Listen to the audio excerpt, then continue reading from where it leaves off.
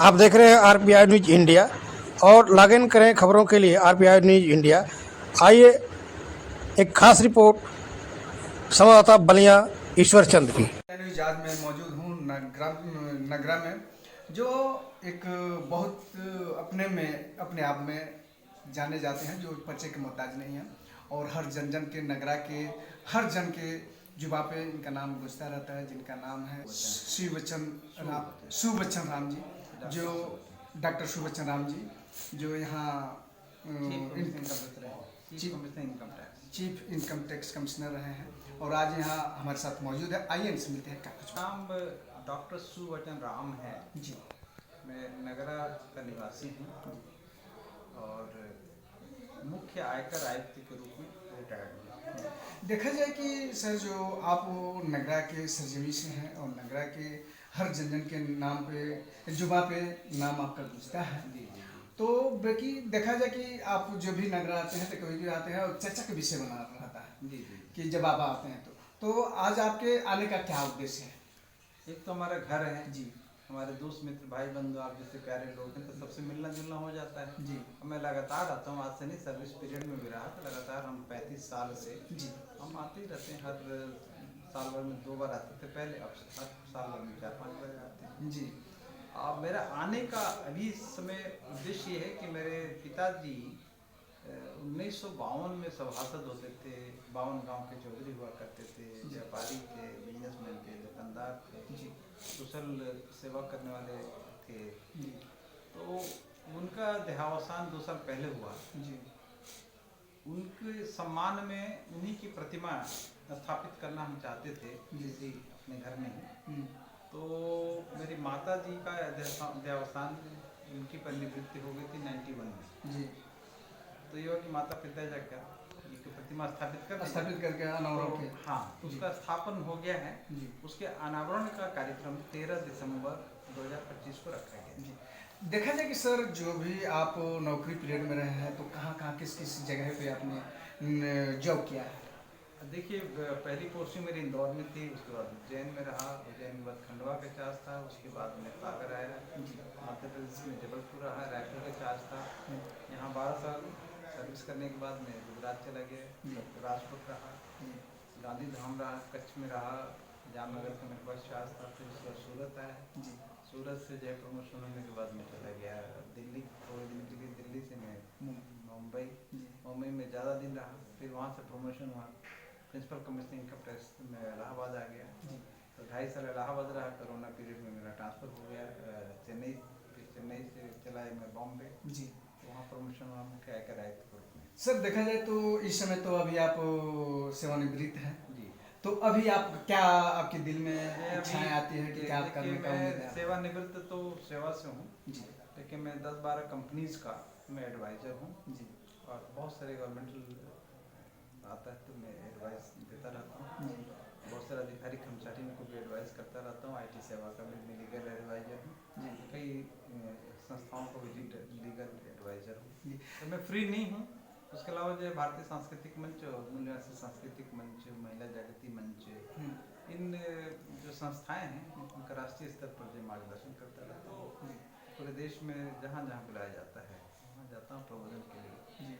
Sir, देखा जाए कि जो इतने बड़े पद और सम्मान को आप पाते हुए सेवानिवृत्त हुए हैं तो फिर पुनः क्या आपका राजनीति की 2027 में? नहीं, राजनीति का मेरा कोई ऐसा उद्देश्य कभी नहीं रहा है।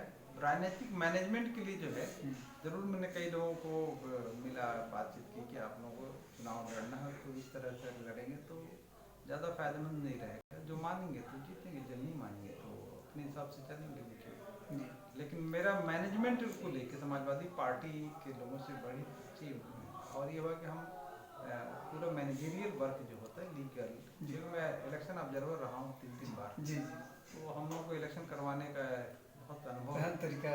और जो टेक्निकल पॉइंट्स रहते हैं, टेक्निकल जो प्रॉब्लम्स रहते हैं उस पर भी नज़र रहती है। जी, जो संवैधानिक है, पीपल एडमिनिस्ट्रेशन एक्ट 1952 का जो क्या क्या प्रोविजंस हैं, जी, चीफ इलेक्शन कमिश्नर को क्या पावर हैं, जी, ये स्टेट के जो है CEO होते हैं, इलेक्शन कमिश्नर होते हैं स्टेट के, जी, उनसे उनकी क्या जवाबदारियाँ होती हैं, वोटर्स के क्या राइट्स होते हैं, ये सब चीज़ों की जानकारी है। मैनेजमेंट रोड का कैसे, बूथ का कैसे, डिस्ट्रिक्ट मैनेजमेंट उसके एडवाइस देना मेरा था, तो लोगों ने फिर हवा उड़ा दी, बहुत सही बातें थी, लेकिन मेरा उड़ा दी, बहुत सही बातें थी, लेकिन मेरा उद्देश्य ये है कि देश में संविधान की सत्ता स्थापित हो, संविधान की व्यवस्था स्थापित हो।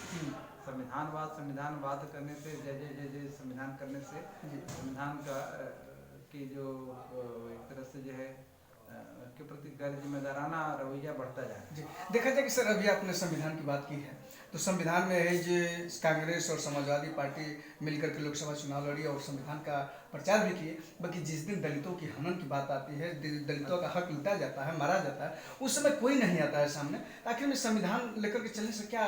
हाँ, बहुत बढ़िया प्रश्न आपने किया है कि जब जो है ऐसे तो संविधान हाथ में लेकर घूमते हैं, संविधानवाद सब लोग करते हैं, लेकिन जब दलितों पर अत्याचार होता है, उनके साथ अन्याय होता है, तो उस समय लोग जो भूल जाते हैं, कम मेहनत, घर से बाहर नहीं निकलते हैं। तो बिल्कुल इसको मैं स्वीकार करता हूँ कि जितने पॉलिटिकल पार्टीज के लोग हैं, ये जो अत्याचार है एक सामाजिक बुराई के साथ साथ जो है, ये सिर्फ बुराई नहीं है, स्वतः उपजी बुराई नहीं है, बल्कि एक अपराधी की जो प्रवृत्ति होती है कुछ जातियों के लोगों का, तो आपराधिक मानसिकता से ग्रसित होने की वजह से लोग जो है किसी गरीब को दलित कहते हैं, हाँ, और दलित बना के उसको प्रताड़ित करते हैं। तो ये अपराधी जो मानसिकता है, आपराधिक मानसिकता के लोग ऐसा करते हैं।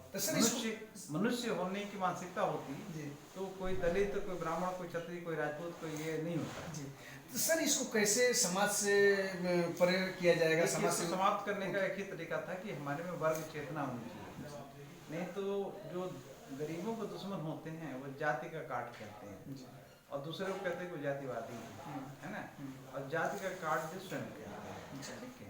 तो जाति उनके लिए हथियार है ना, और जाति जो है दलितों के लिए, चाहे SC ST OBC के लिए समस्या है, ठीक है, लेकिन जाति के बंधन से वो ग्रसित होने की वजह से वो उस व्यवस्था को मार खाता है।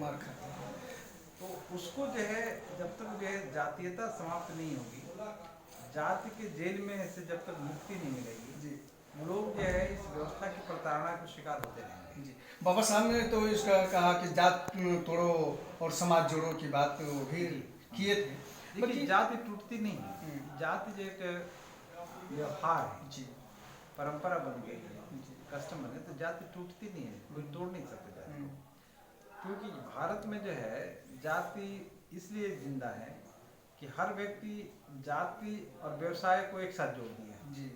जैसे स्वर्णकार है, तो सोने का काम वही करेगा, दूसरा जो नहीं करेगा। कारपेंटर जो है, बढ़ई जो है, कभी भी जो है, कोई भी जो है, वो सोचता ही नहीं है, उसका बच्चा नहीं सोचता कि हमको स्वर्णकार बनना है।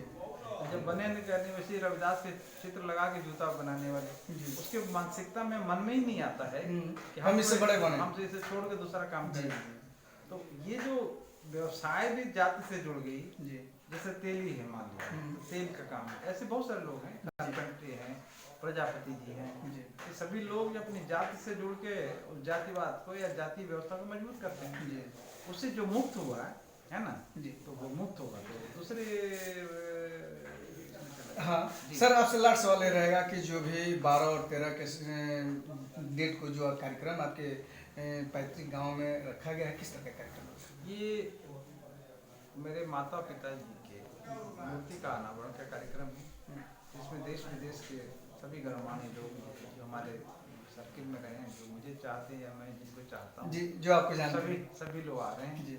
4-5 देशों के लोग आ रहे हैं, स्वामी विवेकानंद जी आ रहे हैं, स्वामी सत्येंद्र योगी जी आ रहे हैं, मंत्रीगण आ रहे हैं, विधायकगण आ रहे हैं, सांसद जी आने के विधायक वहाँ बलिया के सांसद जी सनातन पांडे साहब दिल्ली हैं, उन्होंने बोला कि पार्लियामेंट सत्र में है तो सेशन में है तो थोड़ा डिफिकल्टी होगी, लेकिन आदरणीय केतकी जी हैं, तमाम लोग आ रहे हैं, भाजपा के हमारे तमाम पदाधिकारी आ रहे हैं, समाजवादी पार्टी के पदाधिकारी आ रहे हैं। तो ये क्या है कि ये पारिवारिक कार्यक्रम है, तो इसमें सभी लोग हैं और इसमें कोई बंटवारा नहीं है, और उद्देश्य ये है कि हम जो है हमारा कोई समाज दूसरे के लिए नहीं, ये हमारे स्वतंत्र सुखाय है कि हम अपने माता पिता का इज्जत करें, लेकिन इसमें एक प्रेरणा है तो छुपी हुई है कि दूसरे लोग भी अपने माता पिता का इज्जत करें। इज्जत करें। तो ये लीड करने के लिए कौन करेगा?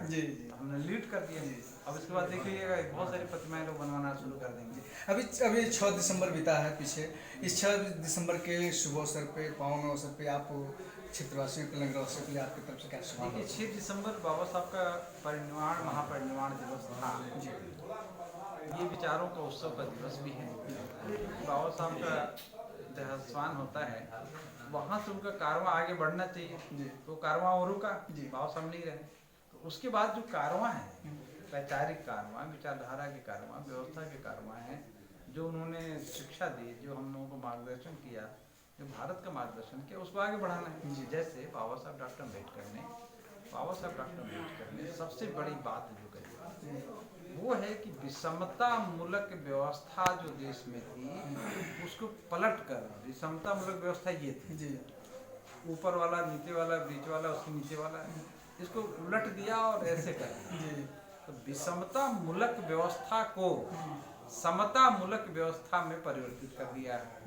अब जो नीचे का ऊपर का वाला मामला नहीं है, जो अच्छा मेहनत करेगा वो आगे जाएगा, बराबर में रहेगा। ये जो बाबा साहब ने कारवां यहाँ आगे छोड़ा, वो उसको लोग जो है आज उसको समाप्त करने की कोशिश कर रहे हैं, विषमता मूलक समाज बनाने की कोशिश कर रहे हैं। बाबा साहब ने विषमता मूलक समाज को समाप्त किया, विषमता मूलक राष्ट्र को समाप्त किया, समता मूलक समाज और समता मूलक राष्ट्र का नींव संविधान के माध्यम से रखा। और वो नींव जो है कोई हिलाने की कोशिश कर रहा है या कुछ लोग जो है उससे छेड़छाड़ करने की कोशिश कर रहे हैं, जो देश और समाज के साथ मजाक कर रहे हैं उनको मैं अपराधी कहता हूँ।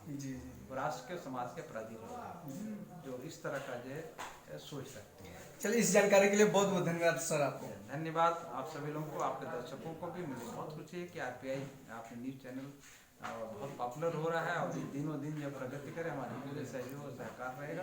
मुझे बहुत खुशी होगी आप सभी लोगों के साथ जुड़े हैं। ठीक, धन्यवाद।